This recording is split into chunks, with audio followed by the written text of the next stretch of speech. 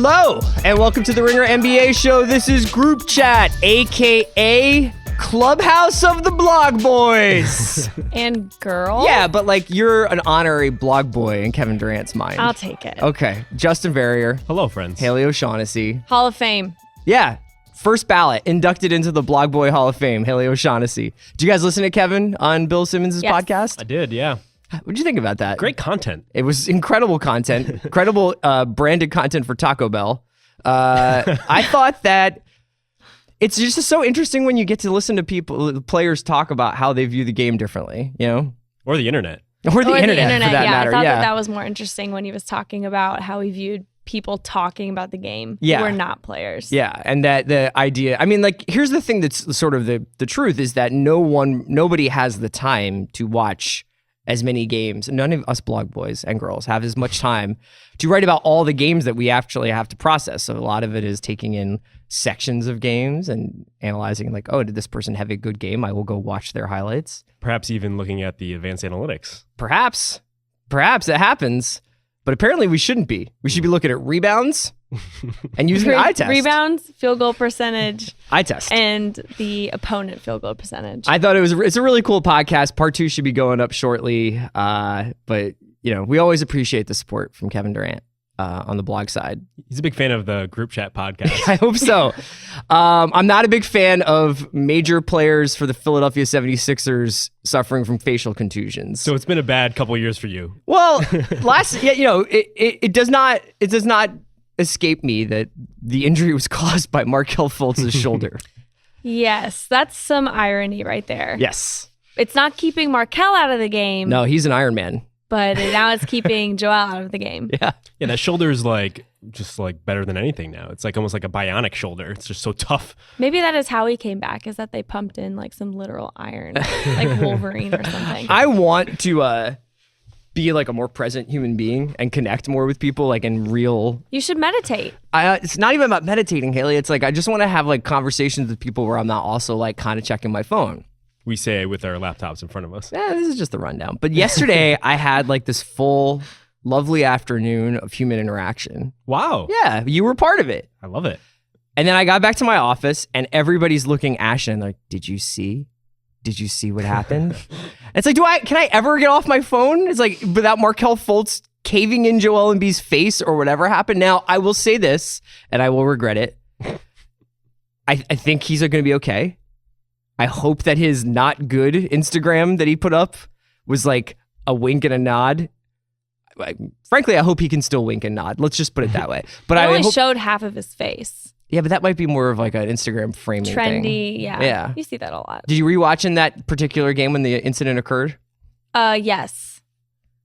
Bummer. How did it look? How was it? I refused to watch the video. You haven't watched the video No. yet? Oh, they were just scrambling for the ball and it just happened. At first I thought, okay, he just got knocked in the face. Like maybe he's like a broken nose or something. Mm-hmm. Which, speaking of Hall of Fame, Steve Nash. Yeah. That's my favorite Steve Nash moment Is ever. the broken nose. Yeah, the broken nose. Just popping it back into place. Haley's bloodlust is really on. Yeah, right now. seriously. You're talking about Wolverine. We're resetting noses. But at first I thought it wasn't that bad, but then you can kind of tell in his reaction right away. Yeah, and also the found footage horror film, which is Joel Embiid going through that elevator door and then collapsing in the hallway as the doors close. Right. Did you see that from No, the I Sixers did locker not room see that. hallway? Not cool. Why do they have cameras there? I don't know. I think it's like for like in 2022 when we've won our 3rd straight title, they'll probably really like be enjoying the camera footage of the hallway. Sure. But until then, I do like the good. glimpses of like the back areas of arena sometimes. Like whenever the Heat guys would go back in there was always like these like extravagant displays of like past moments. I'm always on I'm really into house hunters, I guess. And so I want to see the equivalent of NBA arena house hunters. Yeah. I wonder who do you think would be like you've been to a lot of arenas. What would be like a really good one? The Warriors one would be interesting. Okay. It's actually smaller. Well, they're going to move to the new one soon, and it's probably why, because this one's too small. But it's like really congested, and there's similar things up on the walls that you can kind of get distracted by. What else would be good? Thunder, just to see what happens with Russell Westbrook when he like goes into his labyrinth. Yeah, right. So Right. Sixers still beat the Knicks. Sixers, I think, are 19-1 at home since January. So Pretty good. trending upwards and seem to be able to handle like road bumps like this. Dario's been playing out of his mind. Another fantastic post-game interview with Dario Saric last night where he was just like talked for like 5 minutes and they were like, well, Brett Brown said you guys aren't scared of anybody in the Eastern Conference.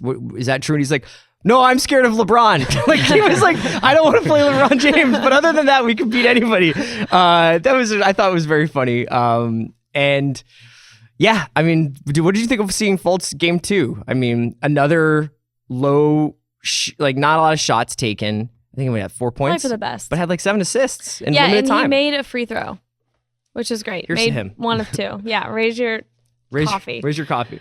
I think that his court vision is already very obvious, which is good because it's something that he doesn't necessarily need to be 100% his shooting mechanics to show. It's kind of funny that now that I'm saying this, it reminds me a lot of like Lonzo Ball. Like when we were all like, yeah, but like you can tell like his passing intelligence is so high. Yeah. The shot will come.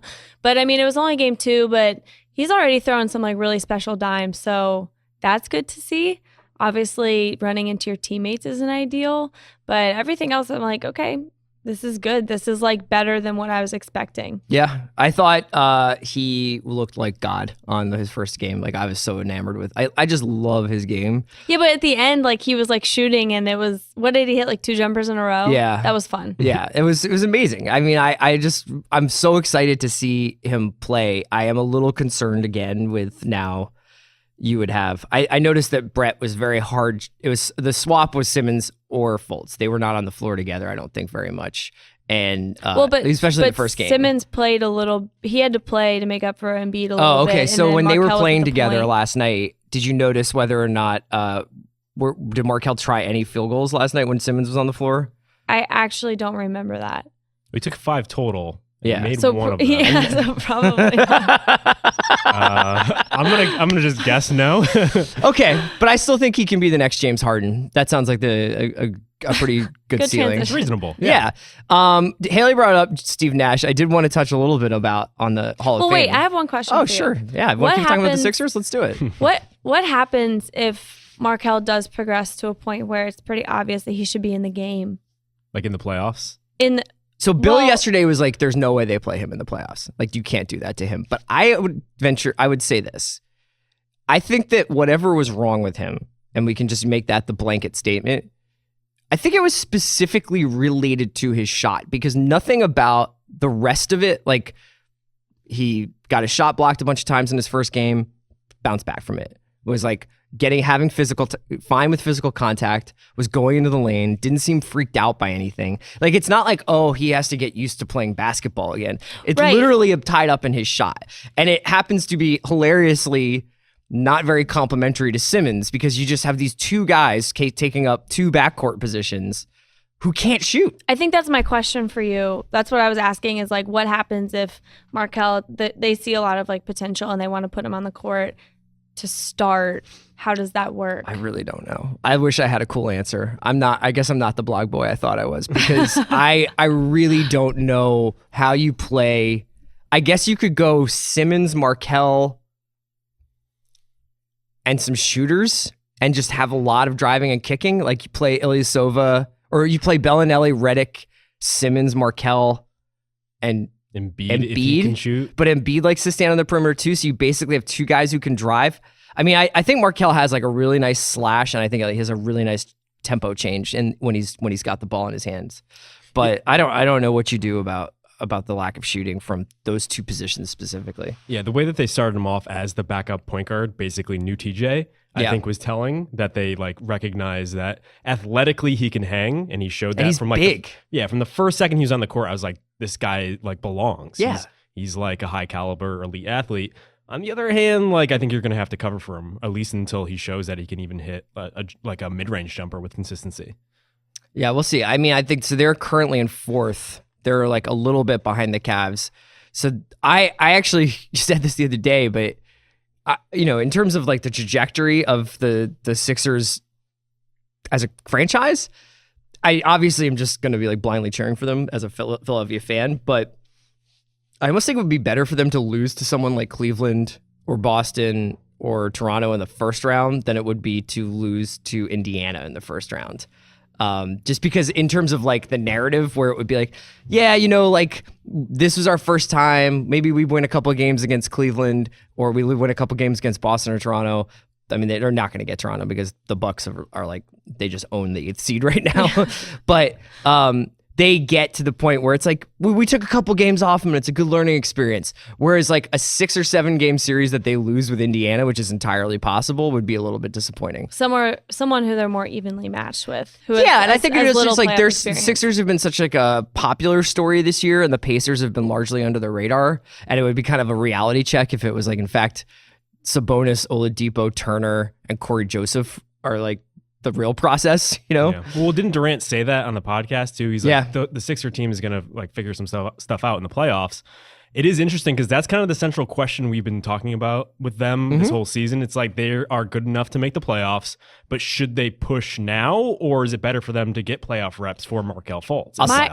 My opinion on that has always been like, well, the Markelle thing is a different situation now that he's come up. But before he was back and before we knew he was going to be back, I was always of the opinion that this playoffs doesn't really matter. Sure. If you look at it's just like, just be happy about the future. Like this playoffs does not. But they really quietly matter. went out and got themselves a bench with Bellinelli and Ilyasova. Even though I'm not over the moon about those acquisitions, but Bellinelli has been good. Yeah, you should be about Bellinelli. Well, but that's not a let's see what TLC can do in this series. You know what I mean? That's not like let's run Justin Anderson out there and see if we should keep him. It's fine, and I think that actually those guys are very much responsible for this team's like cruising into the playoffs. Yeah, they could hang. And you look at the East right now. I don't know if it's ever going to be this soft going forward. Like Gordon Hayward will be back next year. Kyrie Irving won't be dealing with his knee injury. LeBron maybe has like a teammate that can hang with him. Right. Toronto, you have to assume, has a couple more years of their prime window with Lowry and DeRozan for sure. Right. The Bucks can't be this bad next year, or maybe they can. But I will say though, I hope that other teams are saying. I think that other teams are saying that about Philly. I think other teams are probably saying like, oh man, like Philly's just going to get better. We have to take advantage of this year. If I was Toronto, I would hope I go to the finals this year because I think the East is going to be that much tougher next year. Yeah, I mean, unless his teammates are concussing him, like Embiid is going to be a monster. Like, who guards him? I still don't know. No, even Durant said that. He was just like, that guy, nobody can guard him. You can't switch onto Embiid. Right. Let's talk. You mentioned briefly Steve Nash, and the Hall of Fame inductees were not named today. It was Mo Cheeks, Steve Nash, Jason Kidd, and Grant Hill. I just thought, like, if you guys had any thoughts on any of these guys, we could go through. I think I don't have like the statistical case for each of these guys, but one thing I thought that was really interesting about Nash, Kidd, and Hill specifically was how much they are like players who we playing today. They were like kind of this page-turning generation of players that introduced a sort of lack of positionality that changed the way we understood the positions that they played, whether it was Kidd, who for the large part of the majority, like the beginning part of his career was just like this defense and assists machine, but didn't really score very much, or Nash, who many people thought like was a borderline NBA player or was basically like, pretty good, but like a lot of people doubted for a lot of his career and wound up being a really revolutionary point guard in a lot of ways and paved the way for guys like Steph Curry. Or Grant Hill, who was like one of the sort of sad stories where it's like, his knees didn't allow him to have the career that I think he probably could have had, but really introduced this idea, not necessarily of stretch four, but of inside out play, of a wing that could do all these different things and wasn't just limited to being like, I'm Chuck Person, I stand over here, play a little bit of defense, and you have to sub me on and off. Like, I mean, do you have any memories of these guys that you wanted to talk about? I mean, for me, and I think for a lot of people of like my age range, I think Nash is just kind of the guy. Yeah. I just think that like the 7 seconds or less team was just so different and revolutionary, as you mentioned, but also just like, I don't know, it seemed to turn the page and in a more fan-friendly like style of playing, but also just like what could happen on a court. Like you said, like Nash was like the underdog guy that everyone counted out, and all of a sudden he becomes a 2-time MVP. And then you have guys who are just like outcast kind of tweeners, and they kind of flip that on its head. Yeah. And they made that just an advantage. And it's just like, it's really changed the game for like what we have now. Yeah, the age of the unicorns now. And it's like these guys in their own way were unicorns. Yeah. Nash was the same for me. And I think that it's cool because I see a lot of what he did and how he like would run an offense in point guards today. Yeah. It's just kind of like super fast, but also like creative and like make it up as you go. And I think that's like the most fun point guard for me to watch. Yeah. Let's talk a little bit about some other games from last night and spin them forward towards the rest of the season here. Last night's Celtics game, it's their 5th win in a row. They beat Utah. I think this was basically the Haley Bowl. There was no getting out of this podcast for her today. But the many of your large adult sons were playing. It wasn't a 3-way with the Clippers. Yeah, right, with Harold, you mean? Yeah.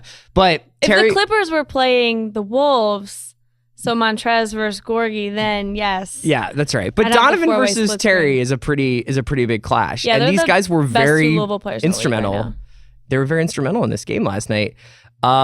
Utah, for as much as they've been red hot, still can't really afford to drop these games, especially at home against a Boston team without Kyrie. Man, Jaylen Brown was awesome last night. He was so good. That last shot was incredible. Yeah, and like these injuries that the Celtics have been happening, like, yeah, they've been bad, but it's the same thing with what we're talking about with the Celtics. It's like maybe not for this season, it's a good sign, but like you're getting reps for Jaylen Brown. He's taking the last shot at the end of the game, and he wouldn't get that if Kyrie was on the floor.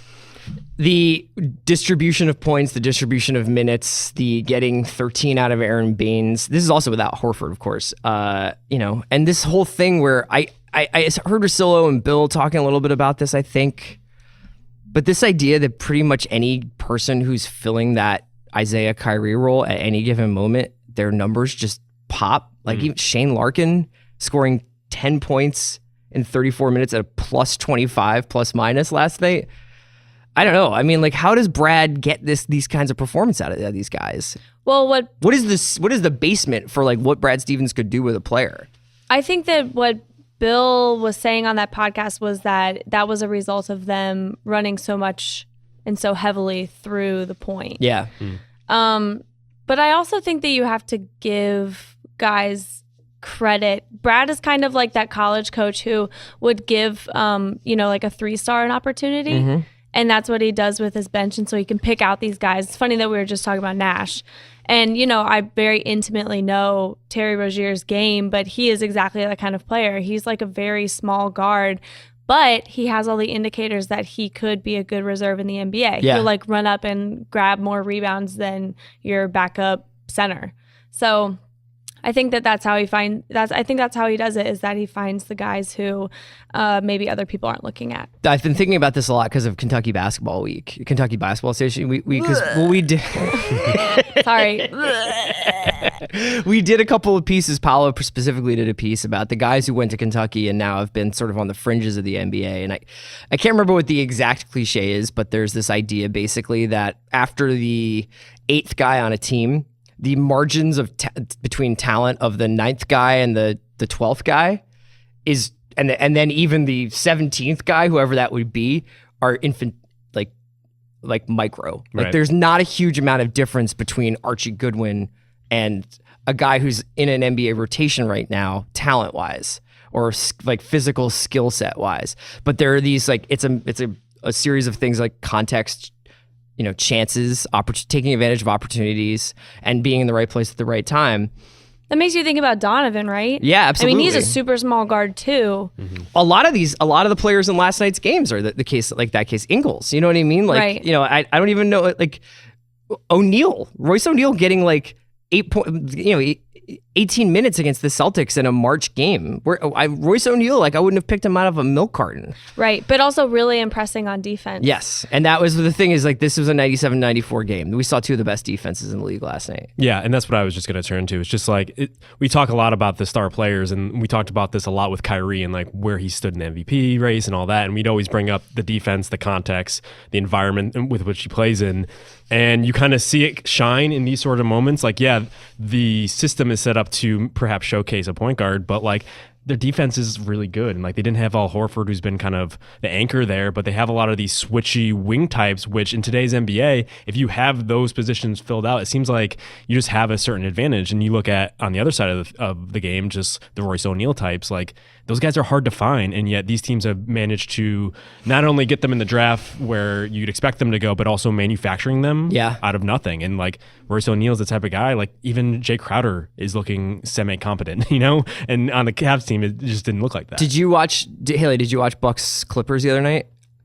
Well, so the Bucks are like a really good example of the bad side of that, right? That they are trying to manufacture their own talent out of like a system that's sort of just like, I think was based more like on physiology than maybe fit, where they're like, oh yeah, let's get all these long guys and switch everything and then hope that everything else comes from that. Now they've also made some unique personnel decisions, I would say. I mean, they've suffered without Brogdon a little bit, but they're running out there with like Jason Terry leading a crunch time offense because they need anyone who can shoot the ball past 20 feet.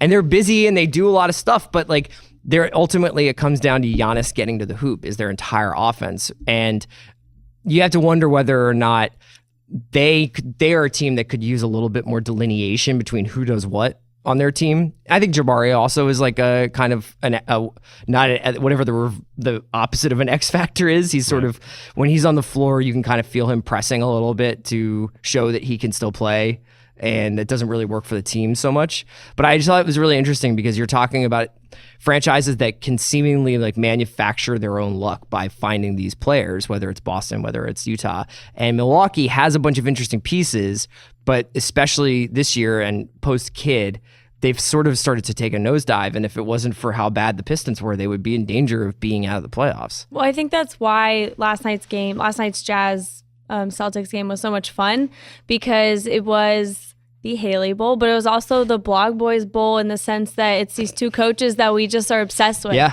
because this is exactly what they do. So they can take a game that starts Terry Rozier and gets a bunch of minutes from Yabu, and we still are like really into it. It's still really fun. There's usually a drop off when Spurs guys leave San Antonio, and Boston's like the only safety net I've found, like with Aaron Baines like playing well. I mean, Boston is starting to have those kinds of San Antonio-esque successes with some of these guys, like Daniel Theus. Like, who is this dude? I know he's not going to play this year again, but like, finding people off the scrap heap and just manufacturing NBA careers out of that. Yeah, I think the one thing in common that Jazz, Celtics, and Spurs maybe even have is that they never make moves because they have to. Yes, and I feel like that's the issue with the Bucks. They almost like decided collectively that this was their year. Like Giannis popped as an MVP candidate early on, and they just decided this is when we're going to go for it, which seemed to be a little bit early. And as a result, you've seen them like make moves after the Eric Bledsoe trade where they almost feel like they have to double down on that whole idea. Whereas like the Jazz can sit back and trade a guy like Rodney Hood, who's like the Cavs would love to have, and pick up Jay Crowder just to think one more year in the future and to kind of like to look at the bigger picture in a better way. And the difference between San Antonio and Boston, for instance, like, or maybe even Utah, who've shown themselves to be like very willing to wheel and deal, is that San Antonio tends to get these guys and then more often than not run down their contracts and hopes to re-sign them on like a team-friendly deal or somewhat team-friendly deal, but like Jonathan Simmons and these guys who leave the team, they could have some success, but they're never back at the Western Conference semifinals or finals like they are with San Antonio. Boston. Well, so they're not having that kind of success. But when you leave San Antonio, you're definitely having more monetary success. You get paid, for sure. Yeah. I'm not even, I don't want it to be construed that I was like, you don't love the game if you want to go get paid and play in Orlando. Like, I go get that money. But I was more saying that a guy like Danny, and to a lesser extent, Dennis Lindsey, and it's Dennis Lindsey, right, in Utah, they can take advantage of those guys that are like, oh, all of a sudden Terry Rozier is like a legitimate starting NBA point guard. I can trade him. You know what I mean? Like they can basically develop assets internally and have pieces to go get the next big player that they think can put them over the top. Because if you think that the drop off from Terry Rozier to Shane Larkin isn't that bad, then Rozier's an asset, Yeah. And Danny Ray, that's definitely how Danny Ainge thinks about it. Yeah, I forgot who said this. It might have been a Ben Falk or a Kevin Pelton type, but like the NBA is essentially just like getting guys who are better than their contract says they are. Mm-hmm. Like a lot of it just comes down to like math and that sort of thing. And you look at what they do, like getting rid of a guy like Jonathan Simmons. Yeah, like it's great that he's having success in Orlando. It's great that he got paid, but like from a franchise building mode, like those are the contracts you usually get in trouble for, especially when the cap is going to be more complicated in the next couple of years. Like you don't want to be stuck paying a like double-digit $1 million like salaries to him. You don't want to be the Wizards. Yeah, they are, but that's the trap everyone else falls into because they are desperate. And with the Bucks, it's kind of funny because you said they don't sit back and they made too many moves, and that's absolutely true. But now it almost seems like they have to do that again because they've gotten themselves in such a pickle. Jabari needs a new contract. It's not about blog boys. It's about spreadsheet boys. We're going to take a quick break to hear from our sponsor, but when we come back, we're going to talk a little bit about this rookie class we've been watching this season. Okay, guys, we're back. I want to talk quickly just because Fultz came back, just because... Oh, did he? Jason Tatum had an incredible jam last night, just because we've been watching this really awesome rookie class grow this year. And there have been some people that I thought were going to really pop off that did not. Holler at Malik Monk. There have been some people who have sort of started to develop their own cult following, like Frankie Smokes, but maybe have not like risen to the level that we thought that they might get at. He is ultimately a 19-year-old. Let's do this collectively. I don't want to do like each of us have to do it, but let's redraft the top 5. And I want to cast forward a little bit. So this is as much about emotional confidence in someone as it is like empirical data that you have to show that they from belong. This season. Yeah, if somebody has shown flashes, shown the potential. I'm going to start with you, Haley. Who's the number 1 pick? Okay, but you say we're doing this collectively. I'm asking and then you put me in the spot. Kick off the conversation. We have your back. Yeah. Okay, well, you guys know what I'm going to say. Lauri Markkanen. I actually have him third. Okay. So it's between Donovan and Tatum. Okay. Yeah. Can we say that that's the debate? Jesus Christ, Chris. How do you know I'm not going to pick Bam Adebayo? I just have a feeling. I'm not going to. It's okay. Okay. Donovan and Tatum. Yes. Yeah, so that's they're 1-2. Yes. I have Rookie of the Year contender Donovan Mitchell number 1. Okay.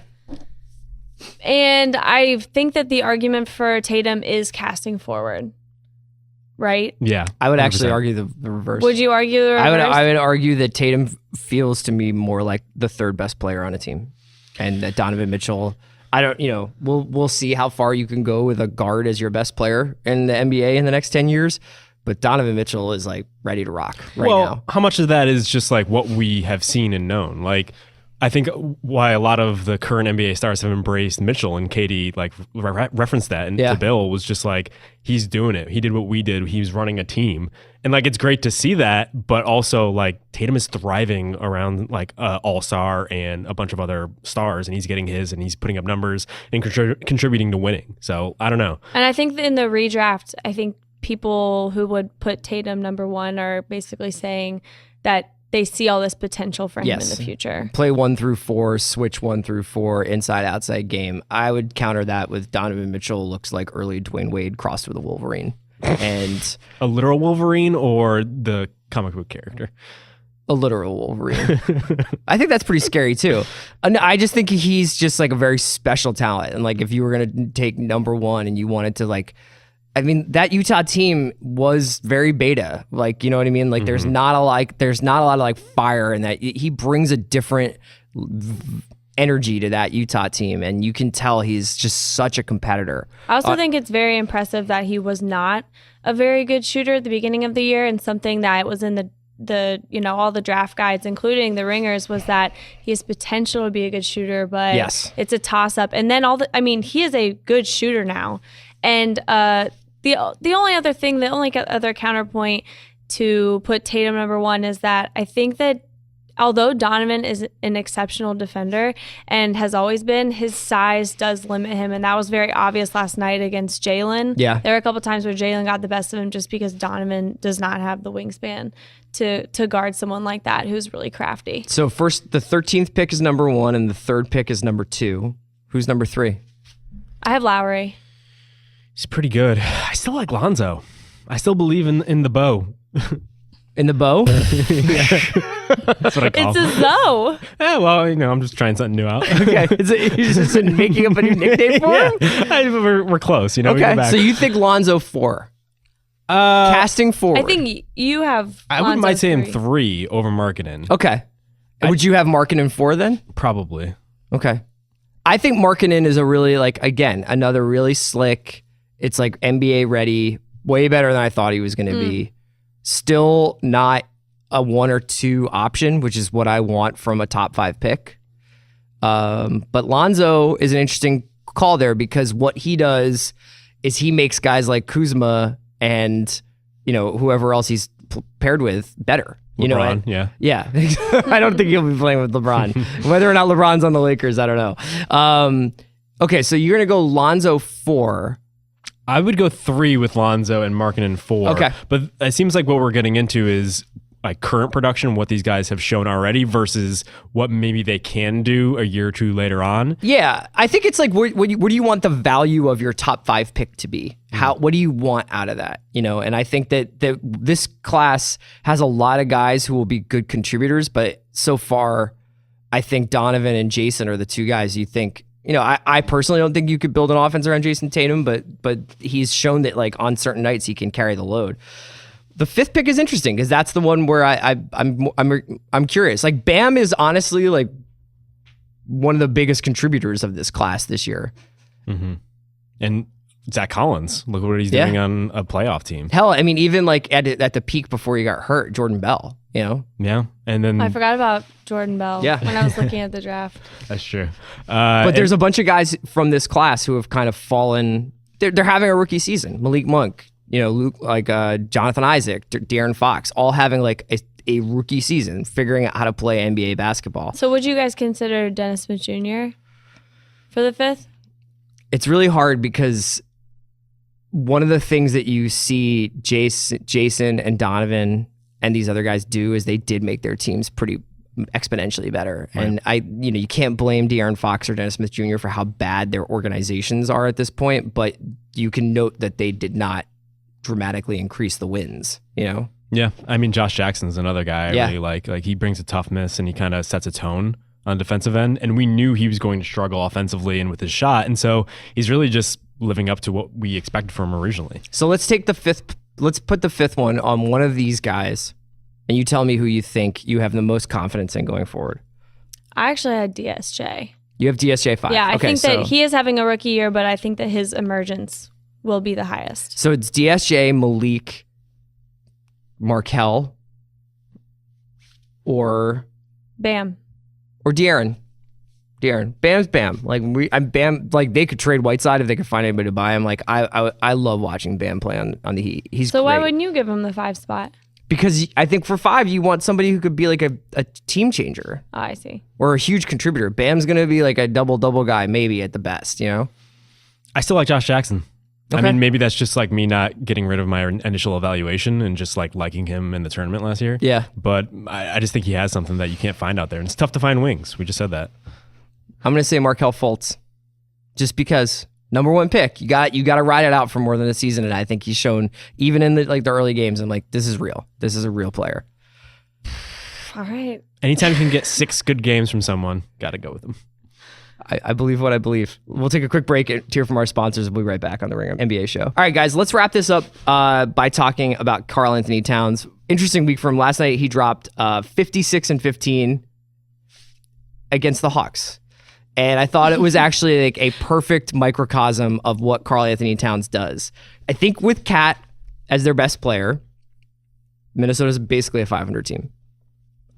You could argue that with a training camp and with knowing that he was their best player, maybe they would build the team differently. But watching him last night against the worst team in the league by far, he was mesmerizing and amazing and did every single thing that you would want a modern basketball player to do. And yet, you pointed this out last night on Slack, I think. The Hawks were still in the game. The Hawks were in the game with 3 minutes left. So talk to me about the state of Karl-Anthony Towns after watching him for this season and watching him not, at one point playing as a third option or a second option, Always and now being the focal point. He was always the second option. Whether that's by, I think that's just because of talent, but that could also be by default because Wiggins just does not bring it every night, as I feel like we've said a million times. But his progression has been, at first, being quite like he was last season. Really flashy on offense, no defense. And then he transitioned into what hopefully was the Jimmy effect and did play defense. And then that tapered off a little bit. And now without Butler, he is completely taken on this number one role. Yeah. We never saw him like this last season, even when he was the first option. So it's been good to see. And it's also been, it just feels like he's like more genuinely intense. I don't even know if that makes sense, but he's on a team that's winning now, and it's like he wants to win, and he's like in it to win. He's not in it to like. So you're pretty into it. Stat pad. Oh yeah, and I've been someone who's criticized Karl for the longest about it looks like he wants to make an all-star team instead of win a game.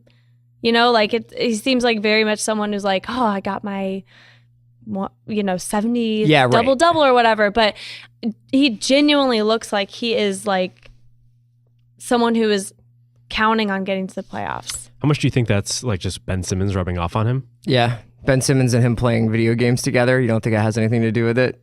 Well, do we have any proof that they played video games other than last night? No. That's a great conspiracy theory. But they were definitely like pretty chummy when they were talking to each other. Yeah. Was that like an ad, or were they just like hanging out one night? Who can tell anymore? It's all an ad. This is an ad.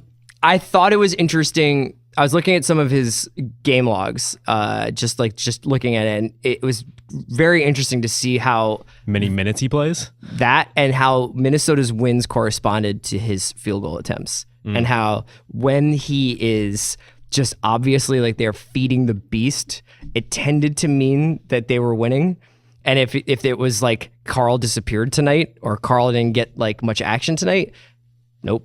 And to his credit, even last season, he has been one of Minnesota's most reliable three-point shooters for quite some time, it says a lot about their roster construction, but it also, I mean, last night he was like 6 for 8, and that's not the first time he's done that.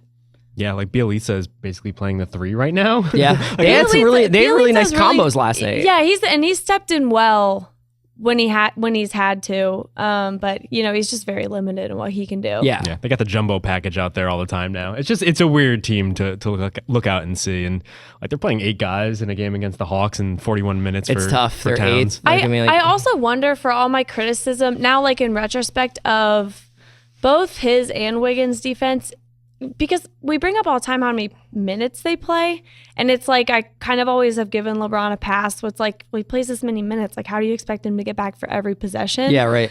He's also like way older, a decade older. But I do wonder. There's also not the expectation that Cleveland will be at all good at defense. Whereas, like, I think because of Tibbs, we're just like, well, they should be holding teams to 81 points. And I'm sure that it's really annoying to have this guy preaching that, but meanwhile, he won't give you a sufficient break. Yeah. Yeah, I just wonder what's going to happen in the playoffs, especially with Jimmy Butler still not back. Like, I think the range that they put out for him originally would have put him back around this time. It doesn't seem like his return is imminent. And so now I'm starting to wonder if he's not back for the playoffs, is just making the playoffs. A couple guys who were like on that, like, when is this happening? Like John Wall's supposed to be back tonight, but was like, didn't participate in the shoot around, which was sort of supposed to be the first. I think Candace Buckner was tweeting like, if John Wall is at shoot around, you could see him tonight. And but the first part didn't happen. And Jimmy still getting memed while sitting on the bench, but doesn't look like he's close to suiting up. I guess they could break in case of emergency if they felt like they had to win a game to get into the playoffs, but it was the first time we're going to see him against the Rockets in the playoffs? Possibly. They have the easiest schedule. Well, they have the 6th easiest schedule of the entire league from here on out. So they might be just, waiting for him. But also that seems extremely not on brand for Tibbs to wait for anyone if they think that they're even, possibly could go. So they should win they should beat Dallas. Yeah, they should, but they almost lost to Atlanta last night. And before that, they lost to the Grizzlies. Right. And then I mean, the nice thing is that most of these games are spaced out, but they have Dallas, Utah, Denver, the Lakers. Lakers definitely won't have Isaiah Thomas, and they probably won't have Lonzo Ball by that time. Memphis, who don't seem to know that they're supposed to be trying to get the number 1 pick, and Denver again. And that Denver-Minnesota game, if Denver were to somehow go on a run here, could be for the 8th seed. But like you're saying with Minnesota, there's no easy wins. Yeah, and I'm starting to look at some of the playoff matchups now, and you have Golden State versus Minnesota. Now, is that the type of thing, if you're Jimmy Butler, you rush back because you see Golden State without Steph Curry, maybe Draymond's not quite right, maybe KD's not quite right, and you're like, wow, we could take this? Or are you just like, you're not going to win this series, dog. Just stay home and figure this out? Yeah, Jimmy Butler is so the former. Yeah. He's so intense. I know. But he has a contract coming up too. It wouldn't be smart for him or the team that desperately needs him to take that next level. So I think I agree with Haley. I know that he sat out the All-Star game because it was, but obviously that was tied to the knee. I think that Jimmy Butler wants to be in the playoffs. See, he had that was really rough for him in Chicago. And I think that you were saying this earlier. Is it enough to get in the playoffs? Yeah, it's enough.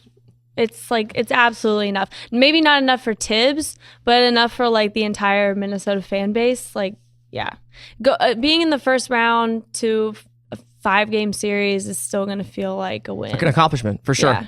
All right, let's wrap it up there. That's it for the Ringer NBA Show group chat for Haley and Justin. This is Chris. Make sure you're listening to all the Ringer NBA shows. Draft class is on Friday. You got Heat Check on Mondays. Chris Vernon and Kevin O'Connor on Tuesdays. Sources say every other Wednesday. Until next time, talk to you soon.